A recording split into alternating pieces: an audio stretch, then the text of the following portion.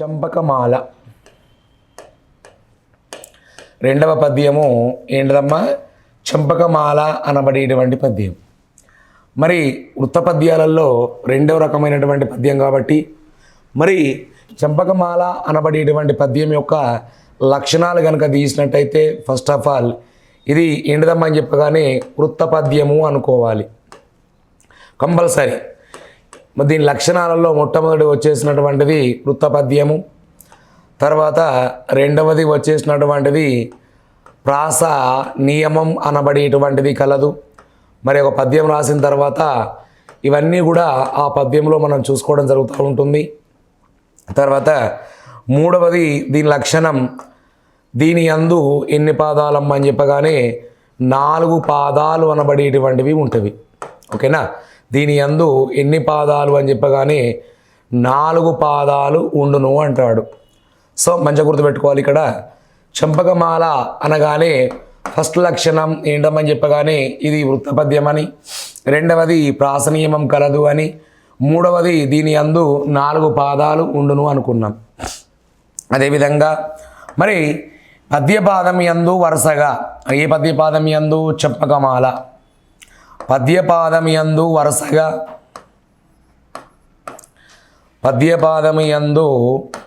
వరుసగా ఏమేమి గణాలు రాబడుతున్నవి?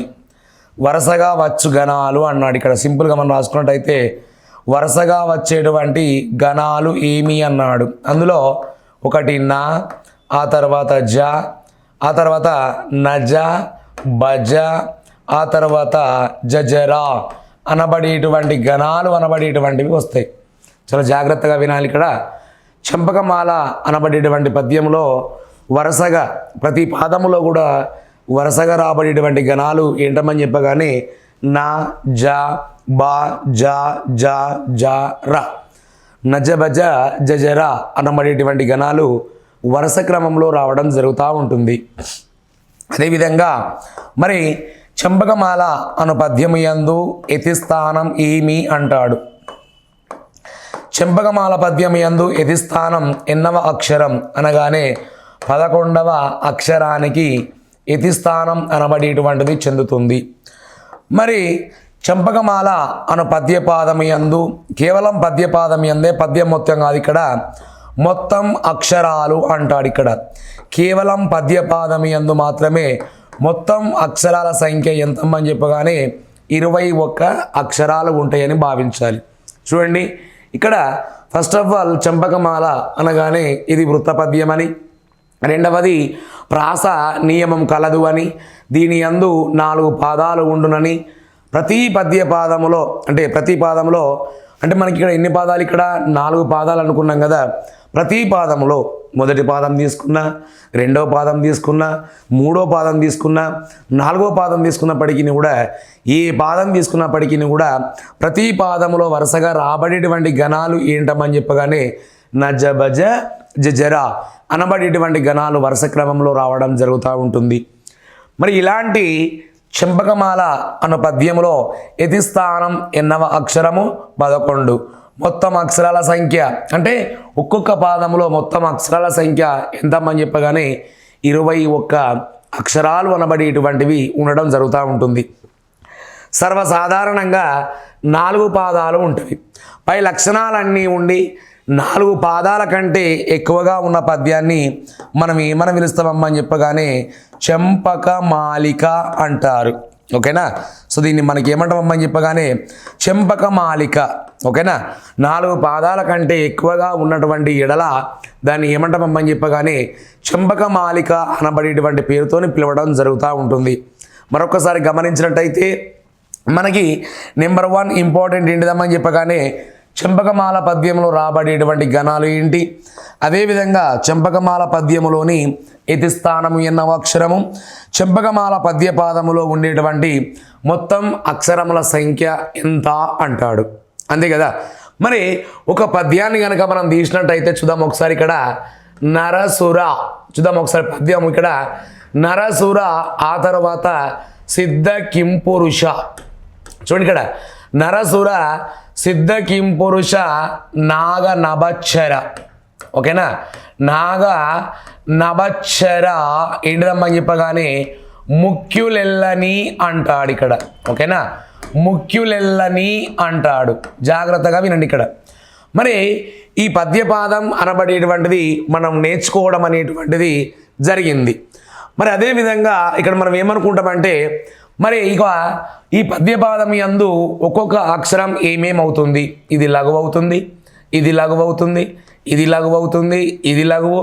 ఇక్కడ ద్విత్వాక్షరం ఉన్నది కాబట్టి గురువు, ఇది లఘువు, ఇది గురువు, ఇది లఘువు, లఘువు లఘువు. ఇక్కడ దీర్ఘాక్షరం కాబట్టి గురువు. అదేవిధంగా దీర్ఘం లేదు లఘువు, దీర్ఘం లేదు లఘువు. ఇక్కడ ఒత్తు ఉన్నది కాబట్టి గురువు, ఆ తర్వాత ఇది లఘువే, ఇది లఘువే. ఒత్తు ఉన్నది కాబట్టి గురువు, ఇది లఘువు. మరి దీర్ఘం ఉన్న ఒత్తు ఉన్నది, తర్వాత ఒత్తు లేదు, తర్వాత ఇక్కడ దీర్ఘం ఉన్నది. ఓకేనా. మరి ఈ రకంగా ఘన విభజన అనబడేటువంటిది చేసుకోవడం జరిగింది.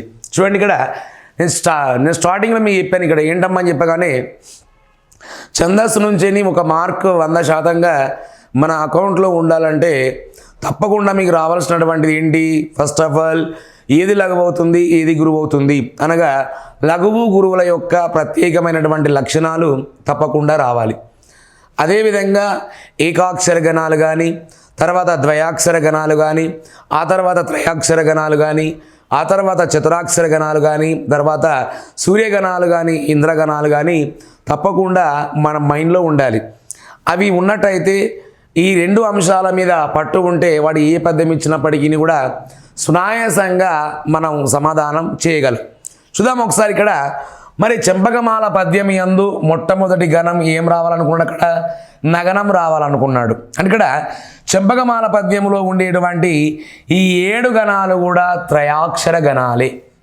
మరి త్రయాక్షర గణాల చేత విభజించబడతవి. ఒక విషయాన్ని గుర్తుపెట్టుకోవాలమ్మ, ఇక్కడ వృత్త పద్యాలు అనబడేటువంటివి ఏమైతే ఉన్నాయో ఈ వృత్త పద్యాలు అనబడేటువంటివి త్రయాక్షర గణాల చేత ఘన విభజన చేయడం జరుగుతూ ఉంటుంది.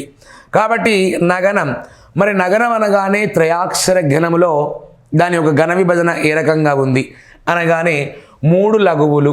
ఓకేనా. ఆ తర్వాత నెక్స్ట్ వన్ మనకు కావాల్సినటువంటిది జగనం కావాలి. జగనం అనగా మధ్య గురువు. చూడండి ఇక్కడ. ఆ తర్వాత ఇక్కడ భగనము అన్నాడు అనగా ఆది గురువు. అదేవిధంగా ఇక్కడ మళ్ళీ జగనము అన్నాడు అనగానే మధ్య గురువు. మళ్ళీ అదేవిధంగా జగనము అన్నాడు, మళ్ళీ కూడా ఏం రావాలమ్మని చెప్పగానే మధ్య గురువే రావాలి. ఆ తర్వాత మళ్ళీ జగనమే అన్నాడు, ఆ తర్వాత మధ్య గురువే రావాలి. ఆ తర్వాత చిట్ట చివరిది ఏంటమ్మా రగనము అన్నాడు అనగానే మధ్య లఘువు. మనం చేసింది తప్పుగా ఉన్నదా ఒప్పుగా ఉన్నదా అంటే మీరు ఎక్కడికి వెళ్ళాలి, మళ్ళీ ఏకాక్షర ద్వయాక్షర త్రయాక్షర గణాల వర్గీకరణ ఉంది కదా, ఆ త్రయాక్షర గణాల దగ్గరికి వెళ్ళినట్టయితే ఈ విధానం అనబడేటువంటిది మరి తప్పుగా రాయబడిందా మరి సరైనటువంటి క్రమంలో రాయబడింది అనేటువంటి విషయాన్ని మీకు అర్థం చేసుకోగలరు. అయితే ఇక్కడ మళ్ళొకసారి ఇక్కడ ఏంటిదమ్మని చెప్పగానే మీకు మళ్ళొకసారి అర్థం కావడానికి ఇది చూస్తాను. ఇక్కడ భజస ఎరత ఏమన్నాం, ఇక్కడ మన అన్నాను ఇక్కడ. ఓకేనా. కాబట్టి ఇక్కడ ఇది గురువుకు సంబంధించింది, ఇది లఘువు, ఇది గురువు, ఇది లఘువు. కాబట్టి ఇక్కడ నగనం రావాలి కాబట్టి చివరగా ఉన్నది కాబట్టి 3 లఘువులు అనగానే చూడండి ఇక్కడ నగనం అనబడేటువంటిది ఉన్నది 3 లఘువులుగా సెట్ అయిపోయింది. జగనం రావాలి కాబట్టి మొదటి వరుసలో ఉన్నది ఇక్కడ మధ్యలో ఉంది కాబట్టి మధ్య గురువు ఎస్ అనగానే ఇది జగనమే. ఆ తర్వాత మనకి భగనం కావాలి కాబట్టి భగనం అనేటువంటిది మొదటి వరుసలో మొదటి గణం కాబట్టి ఆది గురువు ఉండాలి, ఇక్కడ ఆది గురువుగానే ఉన్నది. అదేవిధంగా మళ్ళీ వరుసగా మనకు 3 ఏం రావాలి, ఇక్కడ జగనాలే రావాలి అనగానే జానబడేటువంటిది మొదటి వరుసలో అది మధ్యలో ఉంది కాబట్టి మధ్య గురువు జగనము, మధ్య గురువు జగనము, మధ్య గురువు జగనము. అదేవిధంగా చిట్ట చివరి గణం ఏంటమ్మని చెప్పగానే రగనము అనబడేటువంటిది ఉంది. రగనము అనబడేటువంటిది 2వ వరుసలో మధ్యలో ఉంది కాబట్టి మధ్య లఘువు, ఇక్కడ మధ్య లఘువుగా సెట్ అయిపోయింది అనగానే ఇక్కడ పేర్కొన్నటువంటి గణాలన్నీ కూడా సరి అయినటువంటి క్రమంలో రావడం జరిగింది. దీనివల్ల మీకు ఏమర్థమైంది ఇక్కడ అంటే గణాల వర్గీకరణ, అదేవిధంగా మరి లఘువు గురువుల యొక్క ప్రత్యేకమైనటువంటి లక్షణాలు అనబడేటువంటి ఏమైతే ఉన్నాయో వీటన్నింటి మీద గ్రిప్ కనుక ఉన్నట్టయితే వాడు ఏ పదం ఇచ్చినా కూడా సునాయాసంగా మనం చేయగలం. మరి అదేవిధంగా ఇక్కడ యతిస్థానము వాడు ఏమన్నాడు, ఇక్కడ 11వ అక్షరము అన్నాడు. అనగా మొదటి అక్షరం నుంచేని ప్రారంభం కావాలి అనగానే 3 తీసుకో అనగానే త్రయాక్షర గణాలే కదా.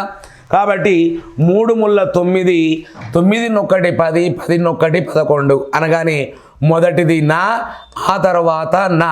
ఇవి ఏంటిదమ్మ ఇక్కడ? ఇది యతిస్థాన అక్షరాలు. ఏం అక్షరాలు అనుకున్నాం ఇక్కడ? యతిస్థాన అక్షరాలు ఏంటమ్మని చెప్పగానే ఇవే. ఇది చంపకమాలకు సంబంధించినటువంటి యొక్క వివరణ.